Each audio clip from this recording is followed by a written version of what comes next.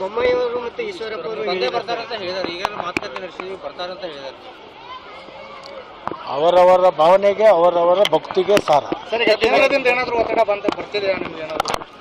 ನೋಡಿ, ಭಾಳಷ್ಟು ಜನ ಒಂದು 20-25 ವರ್ಷದಿಂದ ಆ ಪಕ್ಷದಲ್ಲಿ ಇದ್ದವ. ನಾನು ಸ್ನೇಹಿತರಿದ್ದಾರೆ, ನನ್ನ ಬಗ್ಗೆ ಒಳ್ಳೆಯ ಅಭಿಪ್ರಾಯ ಇರ್ತಕ್ಕಂಥ ಜನನೂ ಇದ್ದಾರೆ. ಅವರೆಲ್ಲರೂ ಸಂಪರ್ಕ ಮಾಡ್ತಾರೆ. ಅವರಿಗೆ ಅವಶ್ಯಕತೆ ಮತ್ತು ಅನಿವಾರ್ಯತೆ ಎರಡೂ ಇರೋದರಿಂದ ಸಹಜವಾಗಿ ಸಂಪರ್ಕ ಮಾಡ್ತಾರೆ. ಸಂಪರ್ಕ ಮಾಡೋದು ಅವರ ಇಚ್ಛಾನುಸಾರ ಮಾಡ್ತಾ ಇದ್ದಾರೆ. ನಿರ್ಣಯ ತಗೊಳ್ತಕ್ಕಂಥದ್ದು ನಾನು. ಅಂದರೆ ಯಾರು ಯಡಿಯೂರಪ್ಪ ಮಾಡ್ತಾ ಇದ್ದಾರೆ ಸರ್? ಯಾರು ಮಾಡ್ತಾ ಇದ್ದಾರೆ? ನಾನು ಹೆಸರು ಹೇಳಲಿಕ್ಕೆ ಹೋಗೋದಿಲ್ಲ, ಸಾರ್ವಜನಿಕವಾಗಿ ಅದನ್ನು ಹೇಳಲಿಕ್ಕೇನು ಬರೋದಿಲ್ಲ.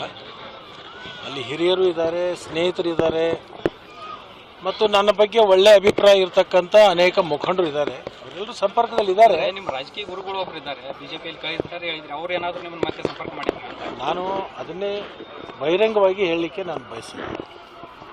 ಇವೆಲ್ಲೋ ಆಂತರಿಕ ಮತ್ತು ಒಂದು ವಿಶ್ವಾಸಕ್ಕೆ ಅರ್ಹರಾಗಿರ್ತಕ್ಕಂಥ ಸಮಯ ಮತ್ತು ಸಂದರ್ಭಗಳು ಇರ್ತವೆ. ಅದನ್ನು ನಾವು ರಾಜಕೀಯವಾಗಿ ಅದನ್ನು ಬಹಿರಂಗವಾಗಿ ಹೇಳಲಿಕ್ಕಾಗಲ್ಲ.